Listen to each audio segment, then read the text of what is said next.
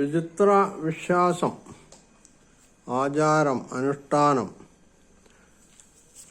ഇതുമായി ബന്ധപ്പെട്ട് മനസ്സിലാക്കേണ്ട ചില സംഗതികൾ മനുസ്മൃതിയിൽ പറയുന്നുണ്ട്. എന്താണ്?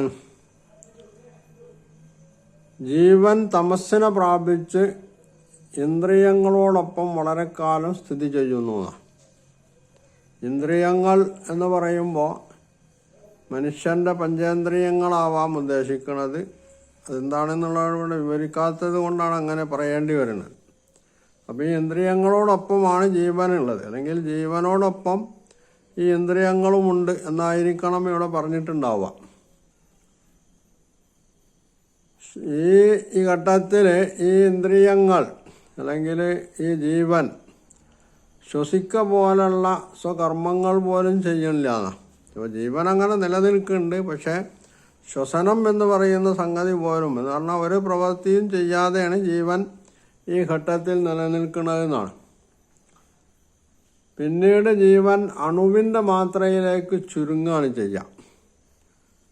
പിന്നെ സ്ഥാവര ജൈവങ്ങളായ വൃക്ഷങ്ങൾ അല്ലെങ്കിൽ സസ്യങ്ങൾ, അതുപോലെ തന്നെ ജംഗമങ്ങളായ മനുഷ്യൻ പോലുള്ള ജന്തുജാലങ്ങൾ, ഈ ജന്തുജാലങ്ങളുടെയൊക്കെ ബീജങ്ങളിൽ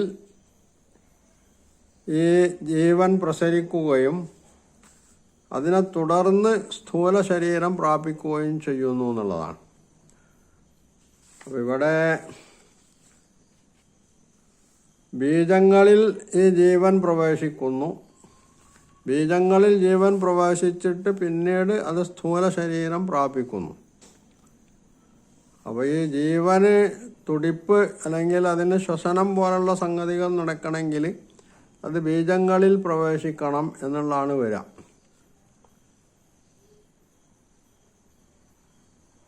അപ്പോൾ ഈ രീതിയിൽ ആണ് ബ്രഹ്മാവ് സൃഷ്ടി നടത്തുന്നത്.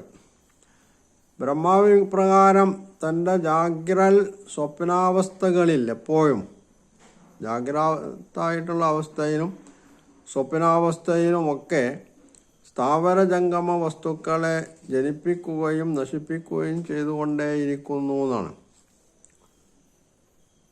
അപ്പം ഇങ്ങനെയുള്ളൊരു പ്രക്രിയ ബ്രഹ്മാവ്, അതായത് സൃഷ്ടാവ് എന്ന് നമ്മൾക്ക് മൊത്തത്തിൽ പറയാം. ബ്രഹ്മാവ് എന്ന് പറയുമ്പോൾ ബ്രഹ്മാവാണ് സൃഷ്ടി നടത്തണതെന്നാണല്ലോ. ബ്രഹ്മാവ് മാത്രമല്ല സൃഷ്ടി നടത്തണതെന്ന് വേറെ പറയുന്നുണ്ട്, പക്ഷേ മൊത്തത്തിൽ പറയുമ്പം ബ്രഹ്മാവ് ആണ് എന്ന് പറയാം. അപ്പോൾ ഈ ബ്രഹ്മാവ് സൃഷ്ടി നടത്തുന്നത് അതിൻ്റെ ജാഗ്രാവസ്ഥയിലും സ്വപ്നാവസ്ഥയിലും ഈ സൃഷ്ടി നടത്തുകയും നശിപ്പിച്ചുകൊണ്ടിരിക്കുകയും ചെയ്യുന്നു എന്നാണ് മനുസ്മൃതി പറയുന്നത്. അപ്പോൾ ഈ പറഞ്ഞിട്ടുള്ള മൊത്തത്തിൽ ഇതുവരെ പറഞ്ഞിട്ടുള്ള, അതായത് ഈ നമ്മളുടെ ഈ വിഷയം തുടങ്ങിയത് മുതൽക്ക് 4-5 എപ്പിസോഡുകളിലായിട്ട് പറഞ്ഞിട്ടുള്ള ഈ കാര്യങ്ങളാണ് ബ്രഹ്മം, ബ്രഹ്മാവ്, സൃഷ്ടി, സ്ഥിതി, സംഹാരം ഇത് സംബന്ധിച്ച് പറഞ്ഞതിൻ്റെ ചുരുക്കം എന്നാണ് മനുസ്മൃതിയുടെ ഈ പരാമർശത്തിൽ നിന്ന് നമ്മൾ മനസ്സിലാക്കേണ്ടത്. പിന്നീട് ബ്രഹ്മാവ് ഈ ധർമ്മശാസ്ത്രം നിർമ്മിച്ചിട്ട് മനുവിനെ പഠിപ്പിക്കുകയാണ്. മനു മരീചാദി മുനികളെ പഠിപ്പിക്കുകയാണ് പിന്നീട് ചെയ്യണത്. മരീചൻ തുടങ്ങിയിട്ടുള്ള മുനികളെ ഇത് പഠിപ്പിക്കുന്നത് മനുവാണ്. പിന്നീട് ഈ ശാസ്ത്രം മഹർഷിമാരെ പഠിപ്പിക്കേണ്ടത് ആരാണ്? അത് ഭൃഗുവാണ്. അതായത് മുനിമാരിൽ നിന്ന് ഭൃഗു ഇത് കേൾക്കുന്നു. എന്നിട്ട് മനുവിനോട് ഇതിനെപ്പറ്റി ചോദിച്ചിട്ടുള്ള മഹർഷിമാരെ ഇത് പഠിപ്പിക്കേണ്ടത് മനുവല്ല. മനു ആ കാര്യം ഭൃഗുവിനെ ഏൽപ്പിക്കുകയാണ് ചെയ്യണത്. അങ്ങനെ ഭൃഗുവാണ് ഈ മഹർഷിമാർക്ക് ഇത് പറഞ്ഞു കൊടുക്കണത്, അവരെ പഠിപ്പിക്കണതെന്നാണ്. പിന്നെ ഈ മനു എന്ന് പറയുമ്പോൾ നമ്മൾ മനസ്സിലാക്കേണ്ടത് ഒരു മനു അല്ല ഉള്ളതെന്നാണ്. 7 മനുക്കളുണ്ട്. ഈ 7 മനുക്കളും അവരുടേതായിട്ടുള്ള കാലഘട്ടങ്ങളിൽ സൃഷ്ടി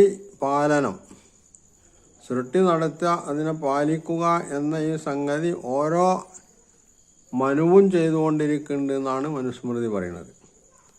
അങ്ങനെ വരുമ്പോൾ സൃഷ്ടാക്കൾ എത്ര പേരുണ്ടാകും എന്നൊരു ചോദ്യം വരും.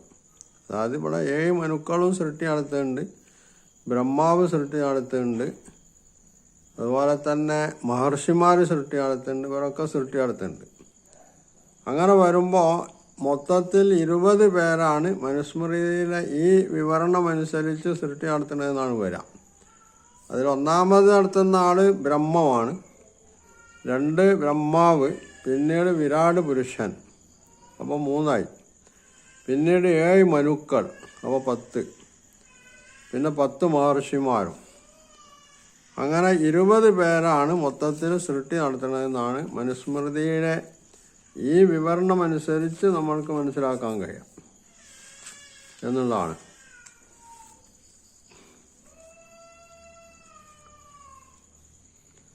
ഇവിടെ യഥാർത്ഥത്തിൽ വിശുദ്ധ ഖുർആനുമായിട്ട് ഇത് പൊരുത്തപ്പെടുമോ എന്നുള്ളത് പരിശോധിച്ചാൽ വിശുദ്ധ ഖുർആൻ പറയുന്നത് ഈ പ്രപഞ്ചത്തിന് ഒരൊറ്റ സൃഷ്ടാവേ ഉള്ളൂ. സൃഷ്ടാവ് പ്രപഞ്ചം. അതിനെ നമ്മൾ ദൈവമെന്നോ അള്ളാഹു എന്നോ ഒക്കെ വിളിക്കാം. ഓരോ ഭാഷയിലും ദൈവത്തിനെ ദൈവത്തിന് പ്രയോഗിക്കുന്ന ചില പദങ്ങളുണ്ട്. ആ പദം നമുക്ക് അവിടെ ഉപയോഗിക്കാം. അറബിയിലാവുമ്പോൾ അത് അള്ളാഹു എന്ന് പറയും. മലയാളത്തിലേക്ക് വരുമ്പോൾ അത് ഈശ്വരൻ. ദൈവം എന്ന് പറയുന്നതിനേക്കാൾ കുറച്ചുകൂടി നന്നാവുക ഈശ്വരൻ എന്ന് പറയുന്നതായിരിക്കും. അതുപോലെ തന്നെ ഇബ്രുവിലാവുമ്പോൾ അത് യഹോവയാണ്, അല്ലെങ്കിൽ കർത്താവാണ്. ഇങ്ങനെ വ്യത്യസ്ത ഭാഷകളിൽ ഈ സൃഷ്ടാവിനെ സംബന്ധിച്ച് പ്രയോഗിക്കുന്ന പദങ്ങളുണ്ട്. അപ്പോൾ ഖുർആനിൻ്റെ കാഴ്ചപ്പാടനുസരിച്ച് ഈ പ്രപഞ്ചവും പ്രപഞ്ചത്തിൻ്റെ സൃഷ്ടാവും ഇങ്ങനെ 2 അസ്തിത്വങ്ങളാണുള്ളത്. അതിൽ അടിസ്ഥാന അസ്തിത്വം പ്രപഞ്ചത്തിൻ്റെ സൃഷ്ടാവാണ്. സൃഷ്ടാവിൻ്റെ നിർമ്മിതിയാണ് പ്രപഞ്ചം. അങ്ങനെ സൃഷ്ടാവിനെ അപേക്ഷിച്ച് ഉള്ളൊരു അസ്തിത്വം മാത്രമാണ് ഈ പ്രപഞ്ചത്തിനുള്ളതെന്ന് വരും. എന്ന് പറഞ്ഞാൽ 2 അസ്തിത്വങ്ങളുണ്ട്. ഇവിടെ ഇസ്ലാം ഒരിക്കലും അദ്വൈതം അംഗീകരിക്കുന്നില്ല. സൃഷ്ടി എന്ന് പറയുന്ന ഒരു സംഗതിയുണ്ട്, സൃഷ്ടാവ് എന്ന് പറയുന്ന മറ്റൊരു സംഗതിയുണ്ട്. അപ്പോൾ സൃഷ്ടാവാണ് യഥാർത്ഥത്തിലുള്ള അസ്തിത്വത്തിൻ്റെ ഉടമ എന്ന് പറയുന്നത്. അവൻ അസ്തിത്വം നൽകുമ്പോഴാണ് മറ്റൊരു വസ്തുവിന് അസ്തിത്വം കൈവരാം. അങ്ങനെ വരുമ്പോൾ പ്രപഞ്ചത്തിന് ഈ അസ്തിത്വം നൽകിയിട്ടുള്ളത് സൃഷ്ടാവാണ്, അള്ളാഹുവാണ്, വേണമെങ്കിൽ ബ്രഹ്മമാണ് എന്നൊക്കെ പറയാം. അതല്ലാതെ ഒരിക്കലും തന്നെ ഈ പ്രപഞ്ചത്തിൻ്റെ സൃഷ്ടിപ്പിൽ ഇങ്ങനെയുള്ള ഒന്നിലധികം, ഇവിടെ ഇപ്പോൾ 20 ആളുകളെ നമ്മൾ എണ്ണുമ്പോൾ ഒന്നിൽ കൂടുതൽ അള്ളാഹു അല്ലാത്ത മറ്റ് ഒരു ശക്തിയും ഈ പ്രപഞ്ചത്തിൻ്റെ സൃഷ്ടിപ്പിൽ പങ്കാളിത്തം വഹിച്ചിട്ടില്ല എന്നുള്ളതാണ് വസ്തുത. എന്ന് മാത്രമല്ല, സൃഷ്ടി നടത്താൻ വേണ്ടി അള്ളാഹു മറ്റൊരു സൃഷ്ടിയെ സൃഷ്ടിക്കില്ല എന്നുള്ളതും വിശുദ്ധ ഖുർആൻ വളരെ വ്യക്തമായി പറഞ്ഞിട്ടുള്ള സംഗതിയാണ്.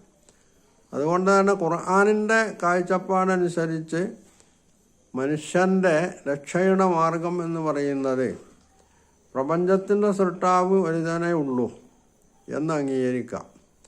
പ്രപഞ്ചത്തിൻ്റെ തന്നെ വളരെ നിസ്സാരമാനായിട്ടുള്ള അതേ അവസരം ഒരു വളരെ ബുദ്ധിപരമായിട്ട് കൈവറ്റ ഒരു ജന്തു മനുഷ്യൻ, ഈ മനുഷ്യനെയും സൃഷ്ടിച്ചിട്ടുള്ളത് അള്ളാഹുവാണ്. എന്നാൽ ഈ സൃഷ്ടി നടത്തുന്നത് ഇല്ലായ്മയിൽ നിന്നാണോ? അത് ഖുർആൻ അംഗീകരിക്കുന്നില്ല എന്നുള്ളതാണ് വസ്തുത. ഇല്ലായ്മയിൽ നിന്ന് സൃഷ്ടിക്കുക എന്നതല്ല.